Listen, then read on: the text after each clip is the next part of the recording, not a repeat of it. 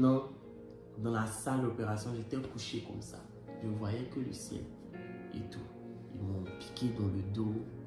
Ils m'ont mis le truc, ils ont dit de respirer, ça va prendre l'oxygène. Je me suis couché, j'ai respiré. À un moment là, je ne sais plus ce qui s'est passé. Jusqu'à... Je me suis réveillé en salle de réveil. Dans la partie suivante.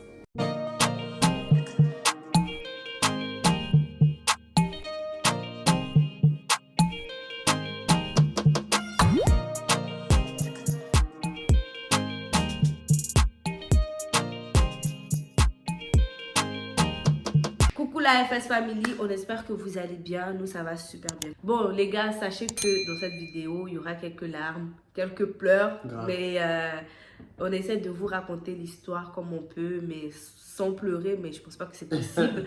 Donc, bon visionnage à vous. Et bon, si on est habillé pareil, c'est parce qu'on a fait la vidéo le même jour. Donc, comme on a dit dans la précédente vidéo, qu'on allait faire plusieurs parties pour raconter toute cette histoire jusqu'à les 1 an où on a disparu, pour vous donner un peu de nos nouvelles, qu'est-ce qui s'est passé, qu'est-ce qui a changé, qu'est-ce qui a évolué. Et voilà, donc du coup, on s'était arrêté là où Florian est arrivé dans la salle pour se faire opérer. Ouais. Donc, les amis, si vous vous souvenez de la précédente vidéo, j'avais dit que on m'a mis dans la salle d'opération. J'ai fait une anesthésie générale, j'ai dormi. Je me suis réveillé en salle de réveil. Donc, quand je me suis réveillé en salle de réveil, je voyais flou, je voyais 3-3. Et c'est Shaima que j'ai vu rentrer. Donc, quand j'ai vu Shaima rentrer, elle pleurait. Shaima pleurait. Donc, j'ai dit non, ok chérie, faut pas pleurer. Aïe. J'ai dit, oh, ça va, faut pas pleurer. Regarde, je vais bien. Quand j'ai dit je vais bien, elle là, ouah. J'ai dit, mais il y a quoi? Je vois 3-3. Oh. Moi, je regarde ici. Non, je regarde ici pour dire, faut pas pleurer, ça va aller. Oh, la voix ici. Donc, quand elle a vu ça, la mère va se dire que, oh, c'est fini. Mon mari est fini comme ça. Il est fini couché pété.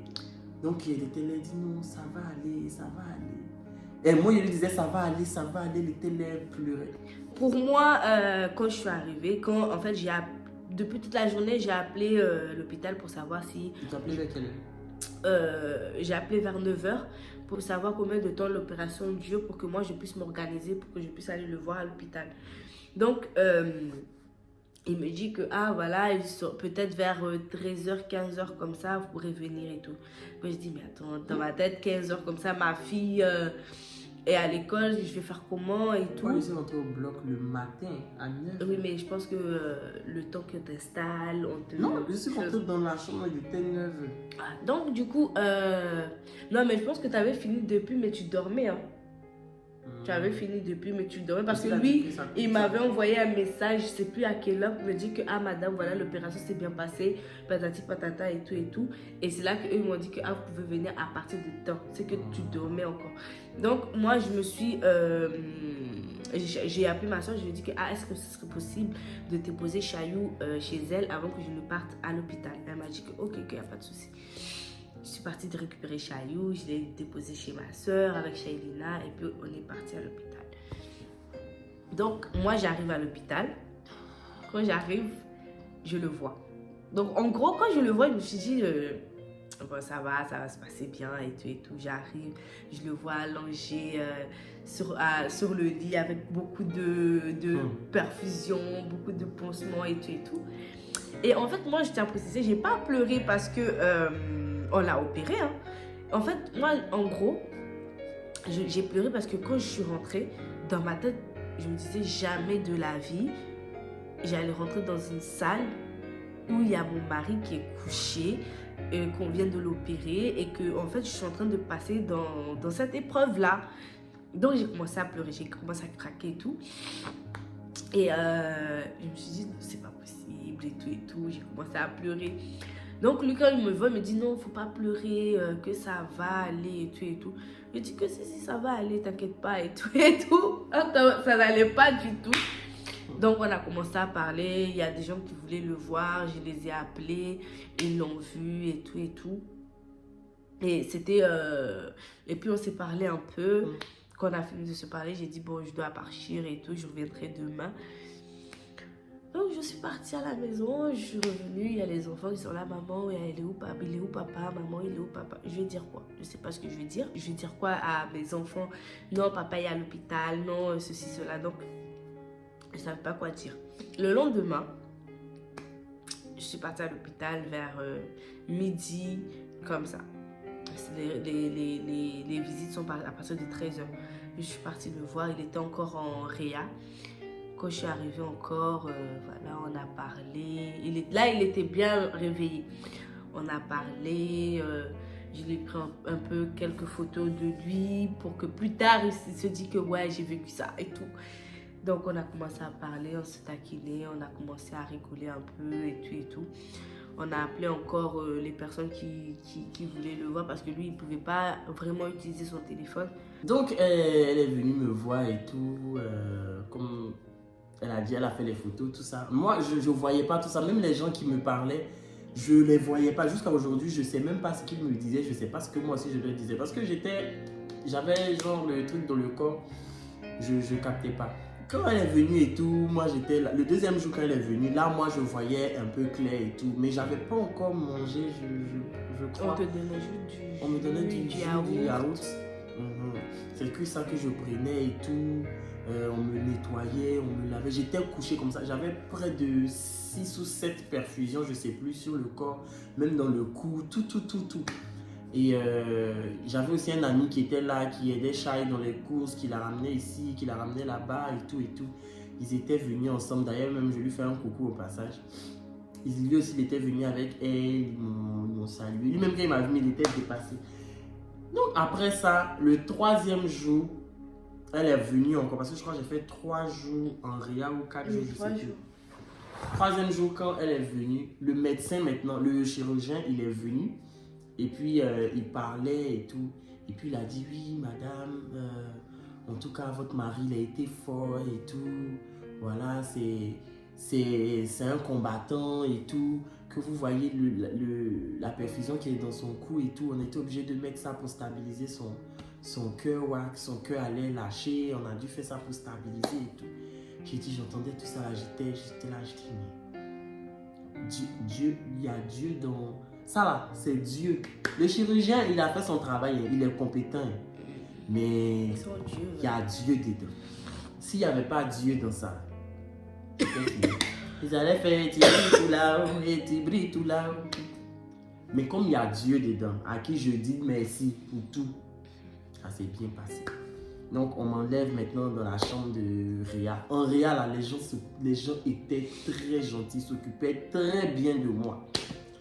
On m'a envoyé en chambre. Quand on m'a envoyé en chambre là-bas, là, c'est pas comme en réa où 2 personnes, 3 personnes peuvent te rendre visite. En chambre là, c'est une seule personne. Et c'est plus à quelle heure. Là-bas, c'est Shai qui pouvait venir me rendre visite. Donc Shai venait seul. Elle me voyait et tout. On causait. Et puis je disais, ah, il faut faire comme ci, il faut faire comme ça. Première nuit en chambre, on m'a donné morphine. On dit quand j'ai mal d'appuyer, j'ai appuyé morphine là jusqu'à tellement j'avais mal. J'avais hyper mal parce qu'ils m'ont ouvert le sternum, ils ont scié, ils ont ouvert, ils ont enlevé tumeur là, et puis ils ont refermé le sternum. Donc imaginez-vous cette douleur là. Je suis en train de vivre ça. Je pleure et je suis là, j'ai mal. Donc quand je prends mon téléphone, je fais appel avec les filles. Quand Shai n'est pas là, on cause un peu, me dit ça va. J'ai dit, lui, elle dit tu as mangé. J'ai dit, je n'ai pas pu manger d'hôpital, j'arrivais pas. Si c'est pas les crêpes avec purée, c'est les riz avec sauce blanche. En tout cas, c'était bizarre. Donc c'est une tata. Tata Yadelis, à qui je fais un coucou. D'ailleurs, si vous voulez des plats ivoiriens, n'hésitez pas à commander chez la tata. Si vous habitez en Île-de-France. Si vous habitez en Île-de-France, parce qu'elle livre en Île-de-France. C'est la tata là qui faisait les plats, les sauces gnangnan, les sauces claires, les trucs comme ça, les repas allégés comme ça. Les sauces là. Pour que Shai mettait dans son sac, elle venait avec et puis je mangeais, c'est ce qui m'aidait. Et puis manger d'hôpital là, on mettait ça dans sachet Shai pâté.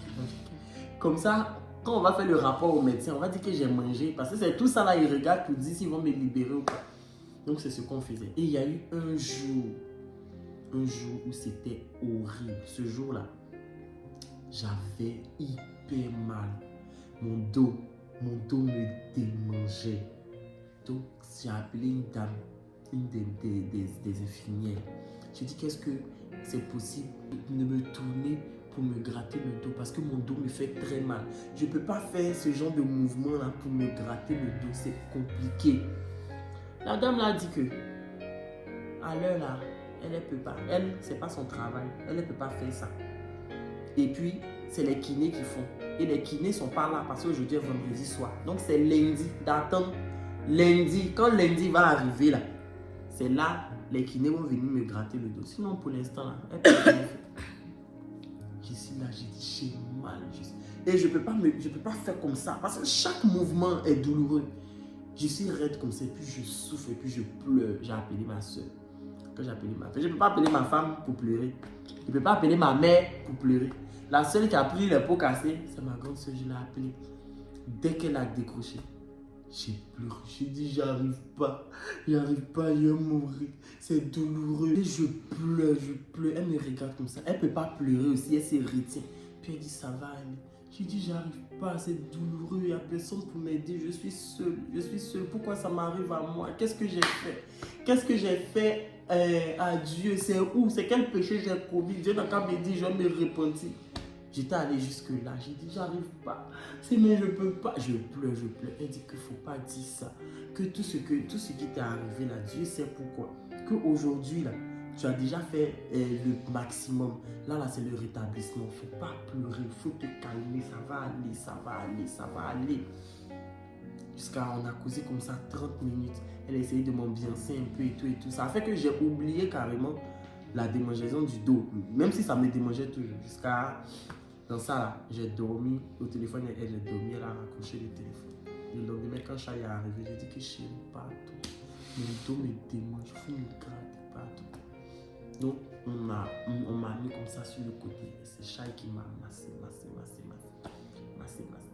Quand elle a fini de me masser, elle s'est assise, on a causé.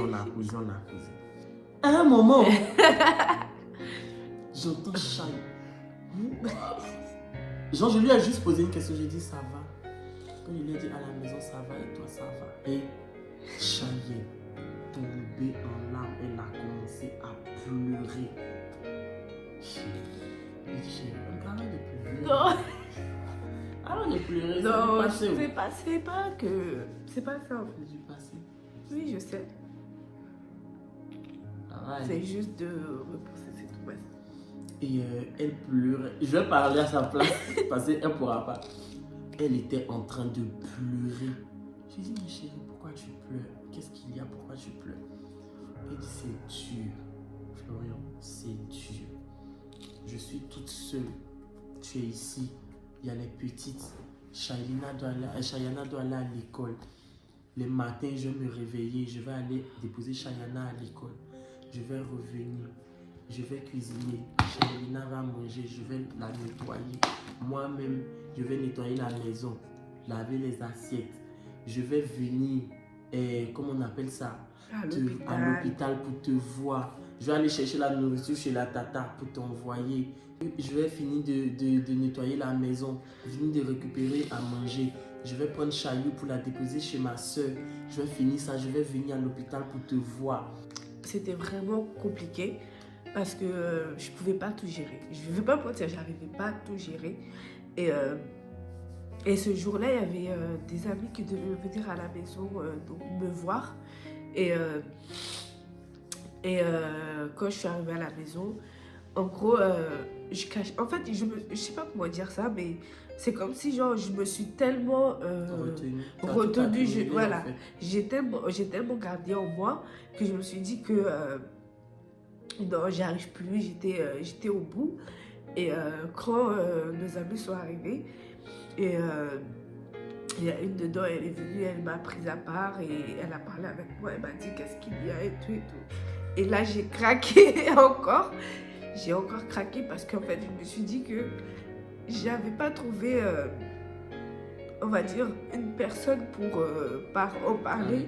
Voilà, pour en parler, pour dire tout ce que j'avais dans le cœur durant tout ce temps. Et quand je me voyais, je me dis que...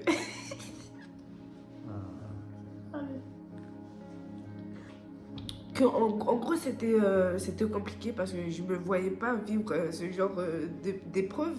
Et de me dire que à mon âge, j'ai même pas encore atteint les 30 ans et que je vis ça, c'était très compliqué pour moi. Et franchement, je remercie nos amis parce que je pense que sans eux, j'allais pas réussir à surmonter ça. Et surtout pour mes filles, parce que voir que ta maman pleure, mais tu sais pas pourquoi elle pleure, t'es là, oh maman ne pleure pas, ça m'a achevé encore plus.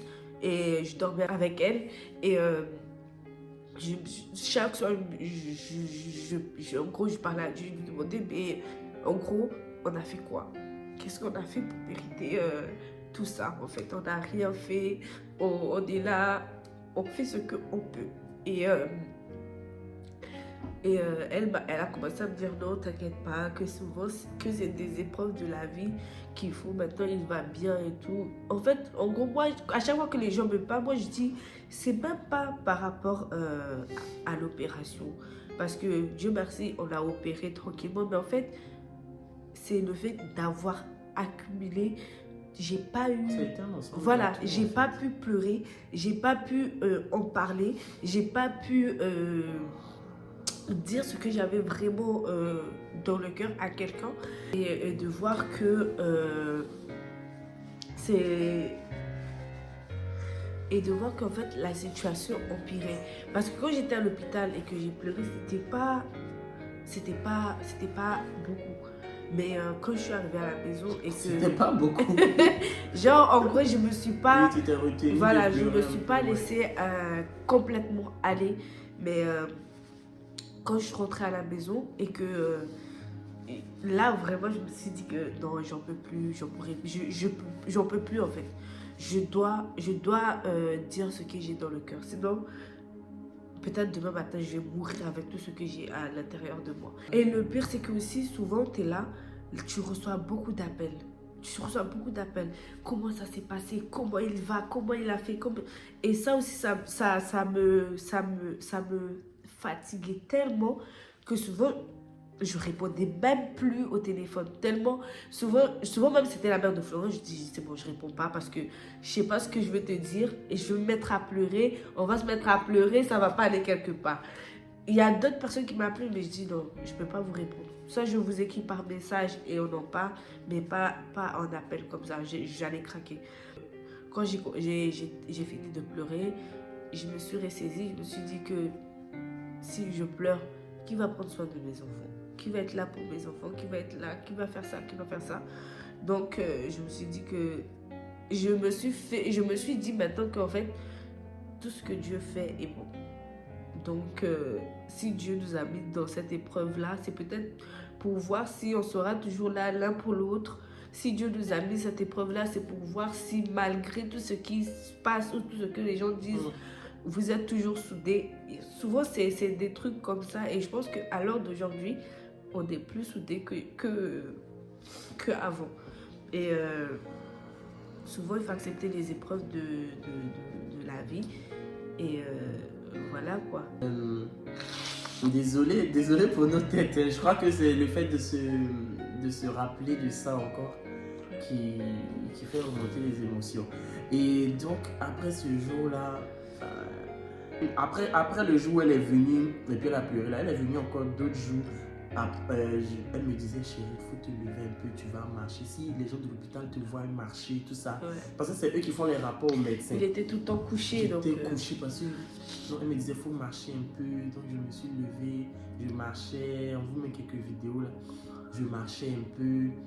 Elle me disait, bouge un peu, je dansais un peu. Genre, parce que je pense qu'elle s'était vidée. Du coup, elle s'est réarmée pour revenir, pour me donner de la joie, tout ce que vous voulez. Donc, elle est venue. C'est elle qui me disait, viens, on va faire une vidéo sur TikTok. Regarde, j'ai vu ça. Mais on n'a pas posté la vidéo. Mais genre, j'ai vu tel son, regarde, et puis enfin, je bougeais et tout et tout. On est descendu, on a marché un peu.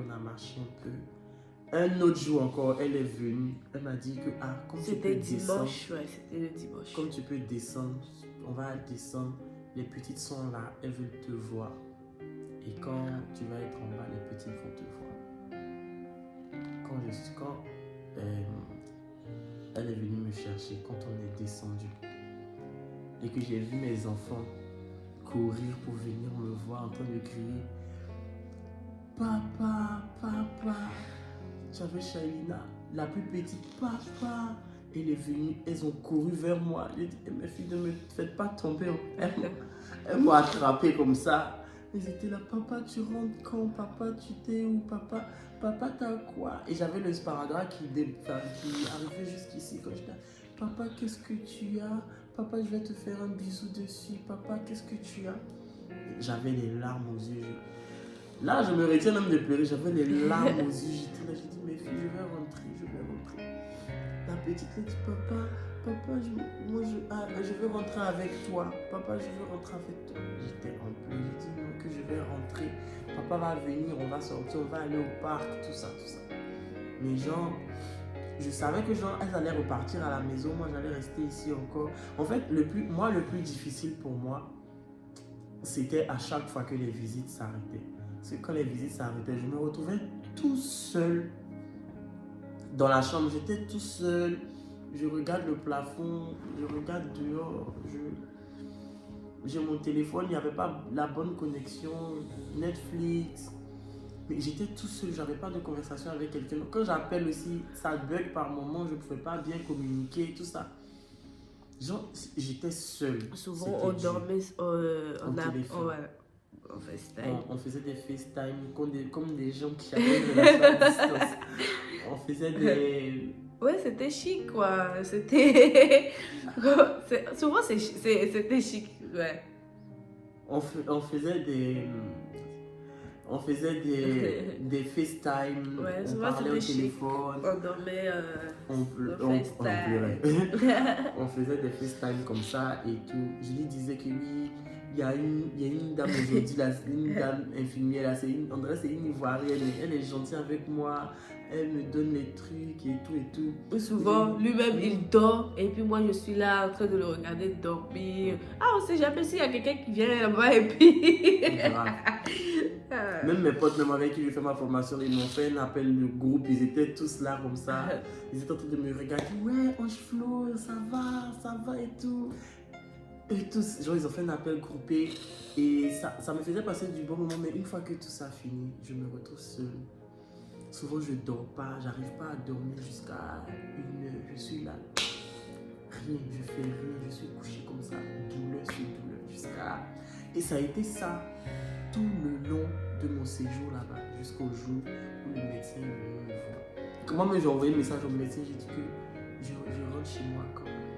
Il m'a dit, on va faire une radio, on va voir en fonction de ce que la radio va dire, et puis vous allez partir. Donc on a fait la radio dit que vraiment ça a commencé à aller, que je peux sortir. Donc il a fait tous les papiers qu'il faut. Les papiers de sortie, il a tout fait, il a tout donné. Charlie devait venir me chercher. À Tata encore, Tata Yadelis a dit, viens prendre ses plats. C'est ça, non? Tu es parti prendre avant de venir? Oui. Elle est partie prendre les plats. Moi j'étais là, j'ai dit, tu es où? Je t'attends, tu es où? Je suis venu prendre tes plats. Faut pas me stresser.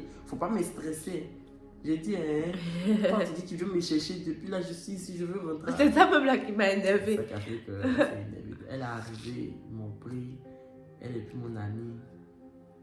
On est rentré à la maison. Quand on est rentré à la maison, on a pris coussins.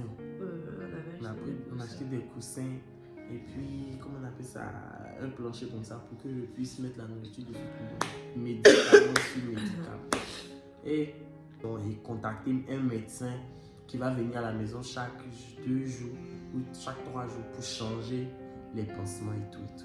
Donc, quand vous avez des épreuves dans la vie, vous voyez qui est là et qui n'est pas là pour vous. Donc, souvent, il y a des gens que vous ne connaissez même, genre que vous ne les avez jamais vus, qui sont là pour vous Et il y a des gens que vous avez vécu ensemble, vous avez vécu des choses ensemble, mais qui n'ont pas été là en fait pour vous. Donc, souvent dans des épreuves comme ça, vous pouvez voir les vrais et les faux en fait. Et pour nous, je pense que ça nous a montré beaucoup de choses. Ça nous a montré que souvent, ce n'est pas les personnes qu'on côtoie qui vont être là pour nous. Mais souvent, c'est des personnes qu'on vient à peine de rencontrer qui peuvent se donner à fond pour nous en fait. Et on veut vraiment remercier toutes ces personnes-là, toutes les personnes qui nous ont envoyé des messages, toutes les personnes qui nous appelaient, qui envoyaient des messages à Flo en PV ou que ce soit moi en PV. Franchement, gros cœur sur vous parce que je pense que c'est aussi grâce à vos prières, grâce à vos messages et grâce à vous aussi qu'aujourd'hui on est là. Et c'est grâce à Dieu. D'abord en premier, mais c'est grâce à Dieu. Franchement, c'est grâce à Dieu. On ne saura jamais remercier Dieu. Hein. On ne pourra jamais... voilà. On sera toujours là à dire merci Dieu, merci Dieu, merci Dieu pour cette épreuve-là. Mais aussi grâce à vous, vos prières aussi, de ce que vous avez pu faire pour nous. Et on ne saura jamais comment vous remercier, vous. Et voilà. Et franchement, aujourd'hui, on pense que vous n'êtes pas qu'une communauté, on va dire. Vous n'êtes pas que des abonnés, mais vous êtes une famille, en fait. Parce que il y a des gens qui ne nous connaissent pas, qui va aller prier pour nous. Tandis que nous, on vous a connus ici, on a grandi avec vous. On a grandi avec vous.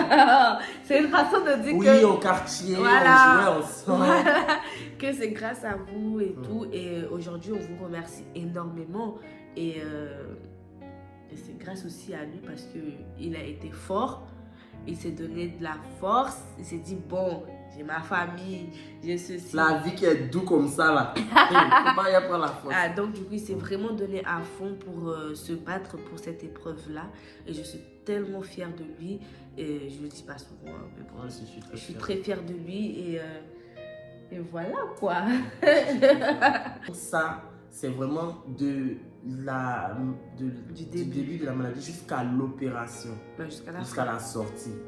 Mais après ça, il y a le calvaire encore qui a été vécu à la maison. Entre les camps, il faut éternuer, ça fait mal, les kinés, tout ça. Donc là, la partie 2 est finie. On va vous faire la partie 3 et fin. Parce que là, je crois qu'on va vous, de quand on est rentré à la maison jusqu'à aujourd'hui, comment ça va et tout et tout.